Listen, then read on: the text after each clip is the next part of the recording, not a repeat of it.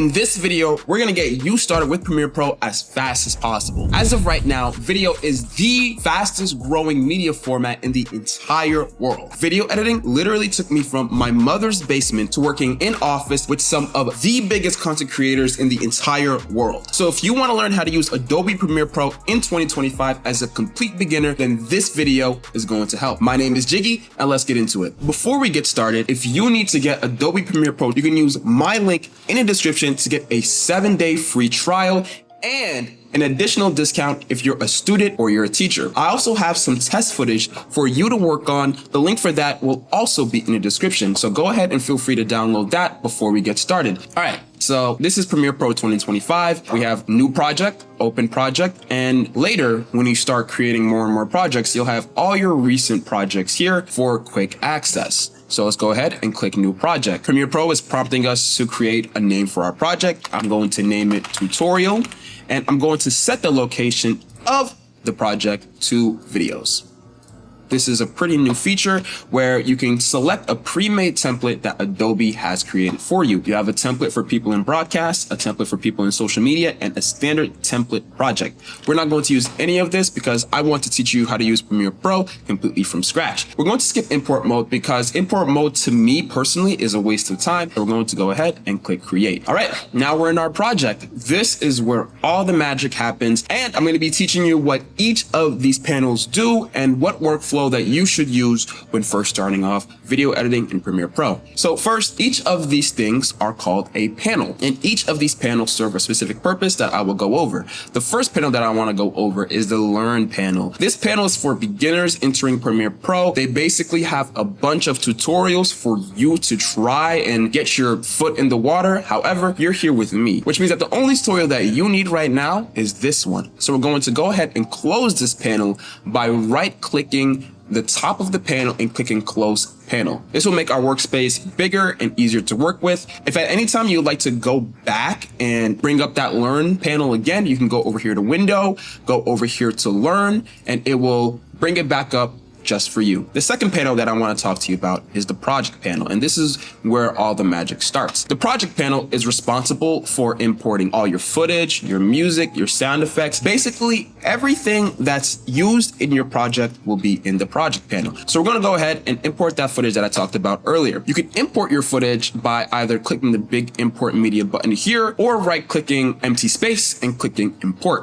We're just going to click import media. We're going to go over to downloads, and we're going to get that footage that I offered in the link below. I'm going to press open, and it's going to import our footage directly into Premiere Pro. When you hover over the footage in your project panel, you can actually scrub through the footage without even having to replay it and see what's in the video before you even drag it anywhere else. And you can do this with any of the footage inside of the project panel. Here it has the name of the footage as well as the duration of the footage. So in this case, this is 15 seconds. This one is 16 seconds. As you add more and more footage to your project, it can seem a little bit overwhelming to stay organized. One way that you can stay organized in the project panel is by clicking here where it says new bin. And when you click new bin, it will create a folder that you can then name and put project items into. So in this case, I'm going to name this bin footage. And what we can do is that we can select both of our footage and drag it into the bin. And what this will do is that it will just keep your projects organized as you add more and more project items. And when we double click the bin, you'll find that it will reveal. So now let's double click the footage. When we double click a footage item, it will open into the source panel. The source panel is responsible for previewing footage files that are in your project bin. It has a timeline, and you can scrub the playhead wherever you want in the timeline, and you can also press play, so you can just play the video at regular speed. I'm going to go ahead and pause that real fast. And like I said before, you can double click any of your footage items in your project, and it will do the exact same thing. It will bring it into the source panel, and you'll be able to scrub or play. But how do we actually take this footage and put it onto a timeline for us to start working with? Well, to start using the timeline, you have to create a sequence. A sequence is an area for a video editing timeline. A It's an area where you organize everything in order to create your final video. So the most basic way for you to create a sequence is to just drag and drop footage that you want to work with into the timeline panel, and it will immediately create a sequence item. Now, very briefly, sequences also have settings. When you right click a sequence and go to sequence settings, you can see all of the settings for your timeline that you're going to be working in. Now, what actually happens when we drag our footage into a timeline to create a sequence? It creates a sequence based off of the footage settings. So in this case, the footage is 24 frames a second. So it made the sequence 24 frames a second. The footage is 1920 pixels by 1080 pixels. So it made a sequence that was 1920 pixels by 1080 pixels. You can easily change all of that over here, but in this case, we're just going to keep it as it is. Now that we have a timeline, everything is pretty much ready to go. We're ready to start editing. Congrats, you made it. Now it's time to talk about the next panel, the program panel. The program panel just shows you what's happening inside of the timeline. When I press play on the program monitor, it plays into the timeline because at the end of the day, these things are shared. The program monitor is just showing what's on the timeline. So in this case, it's playing the footage as it goes along, and once it reaches the end, it stops. And just like in the source monitor over here, where you can press play, go back one frame, go forward one frame, you could do the same thing over here. You can press play, go forward one frame, go right one frame. But how do we actually start editing? How do we take what's on the timeline and mix and match it the way that we would like? Now it's time to start talking about the tools panel, the all-powerful tools panel. So this right here is the selection tool, and this is the default tool. Selection just allows you to select things. It allows you to select this footage, drag it over to the left, drag it over to the right. So in this case, I move the footage slightly over to the right, so nothing is showing up on the program monitor because there's nothing to show. So when I press play, there's gonna be nothing showing until the footage comes into play, and then the footage starts playing. The next tool that I wanna talk about is the razor tool. And this razor tool allows you to cut your video up into different clips. So in this case, we could cut the video over here, and it would make 3 clips. And then when we go back to the selection tool, it would allow us to basically move these clips in any way that we want. Each clip has its own set of properties, its own effects. They're no longer related. So let's press play again. It's going to show a black screen, then it's going to show the first clip, and then it's going to go to another black screen, then go on to the second clip. And hopefully now you're starting to see some sort of pattern of how the timeline relates to the program monitor and how everything just comes together. I'm going to just delete these two by selecting both of them, and I'm going to click delete. So the next thing that I want to talk about is how to extend or stretch out your clips. So when you switch to the selection tool and you put your mouse all the way at the end or the beginning of a clip, what you can do is that you can drag that clip and it will cut that clip from where you dragged it from to its new position. So if we press play right now, it'll show the character going from his right foot to his left foot. But if we drag it to the middle of the clip, so it's half the size, it will only show him going from his right foot to his left foot instead of showing the person stepping on both feet because we cut the clip in half. If at any point, by the way, you are experiencing some sort of playback lag, just remember to set the resolution for your program monitor to half or a fourth. So the next tool that I want to talk about is the stretch tool, which is a hidden tool because it's not shown on the tools panel. You have to long press the ripple edit tool, which looks like a line with 2 arrows going out of each side. You long press it and rate stretch tool will pop up. I didn't know about this tool until much later on in my career. Basically what the rate stretch tool does, it will extend your clip, but it will do it by stretching it. So it's still the same clip, but if we put it for twice the length, it will be half the speed. So let's test that out and let's press play.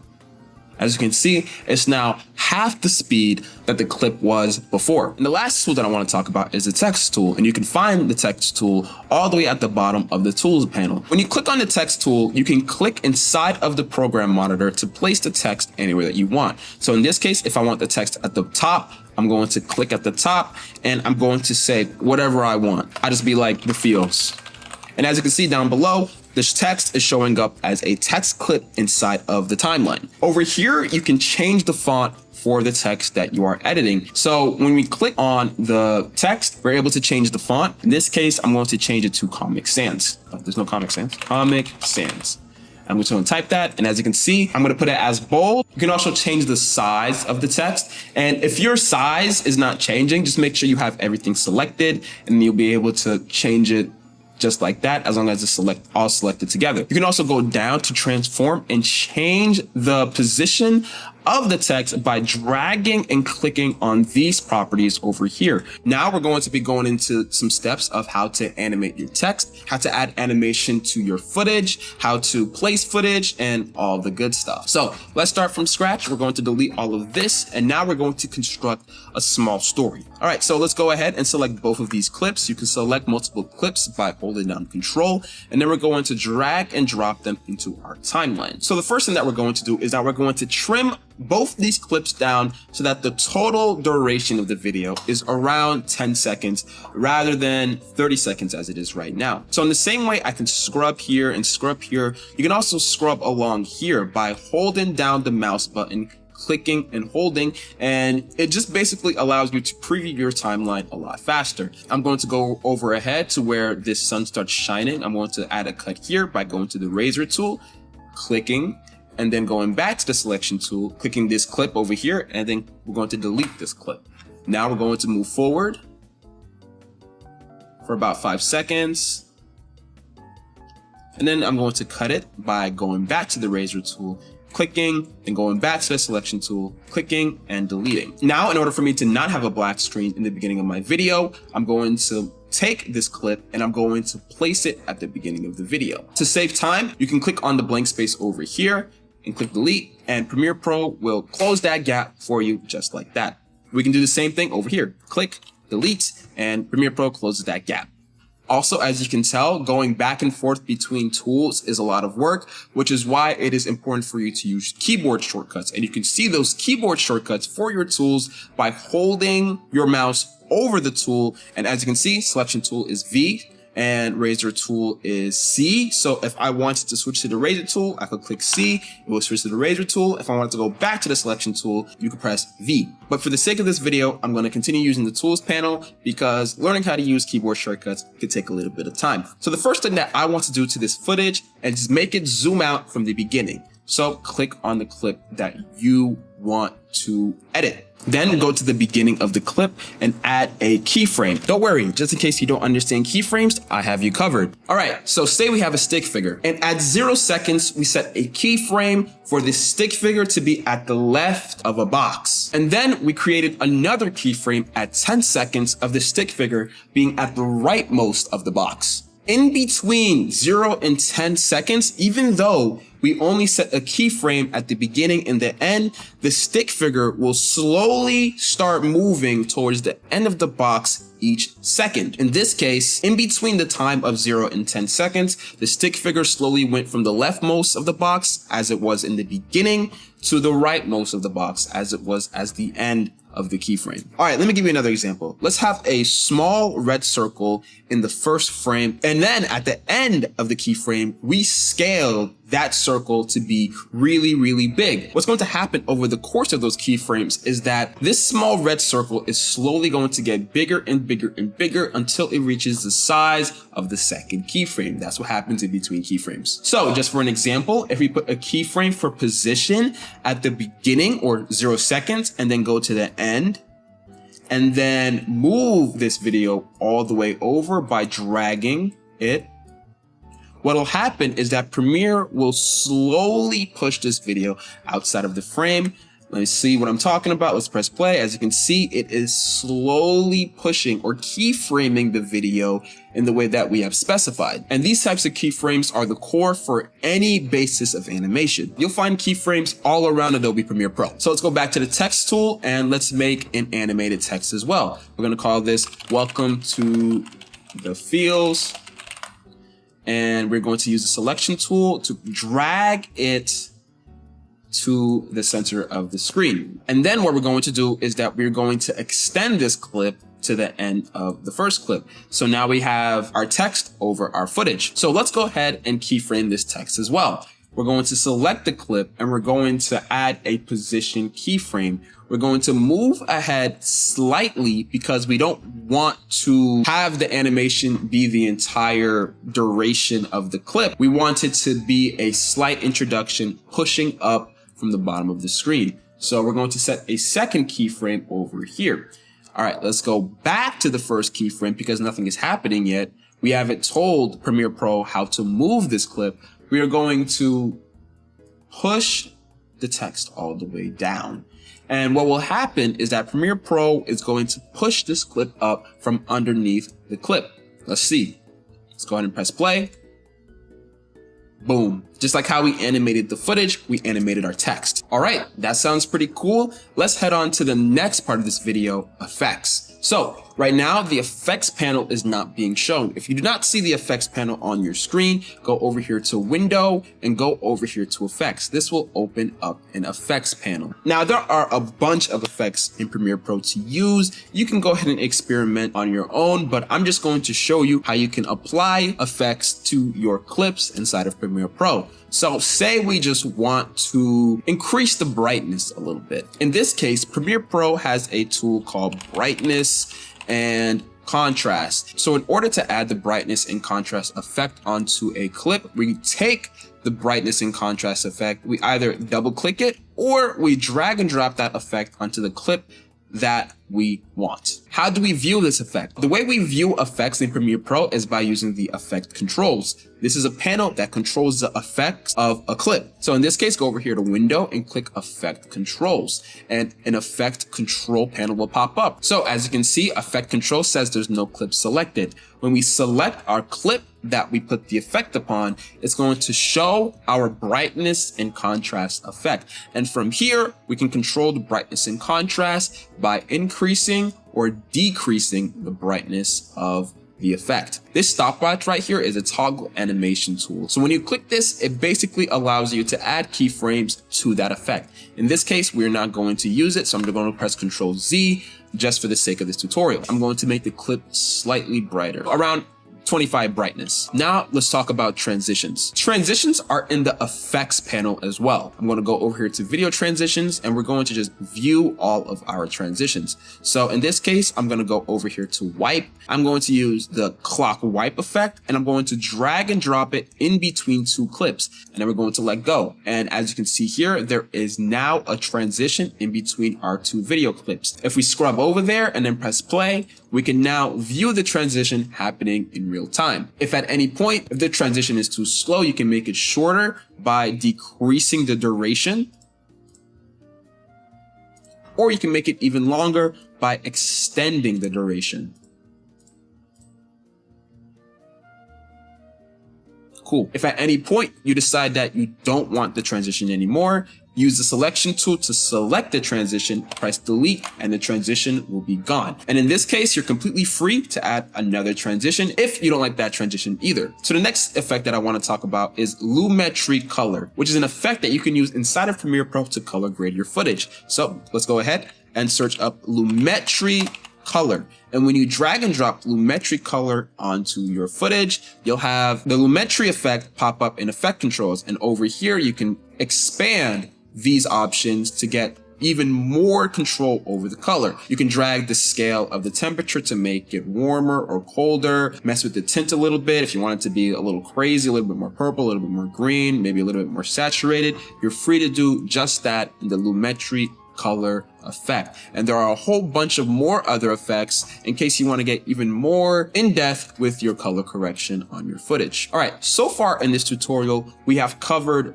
video and text, but we have not touched on audio at all. So let's get some music and let's get some sound effects in here so that we can add some more depth to this video. If you want royalty-free music and sound effects, I highly recommend using Epidemic Sounds. You can get a 7-day free trial on me by clicking my link in the description. Epidemic Sounds has a wide library of music and sound effects, and I have been using them consistently for about 5 years of my career, and I don't regret it for a single second. I love Epidemic Sounds. All right, so here we are at Epidemic Sounds. Let's try to get some good music for this video. I'm thinking a more ethereal kind of vibe, so let's look that up. Ethereal.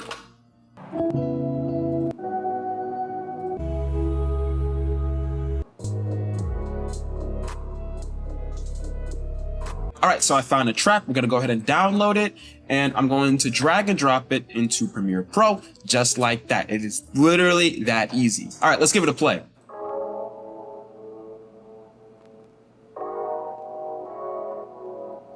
All right, so in this case, I feel like we can time the drop by putting it when the transition happens. So in this case, we're gonna switch to our razor tool, and we're gonna try to find that exact drop that we're talking about. All right, so the drop happens somewhere around here. So we're going to add a cut over here, switch to the selection tool, and we're going to delete this music track or this music clip. Then we're going to drag this over to when the transition happens, and we're going to extend the music so the music continues. Let's go over to the beginning and let's press play.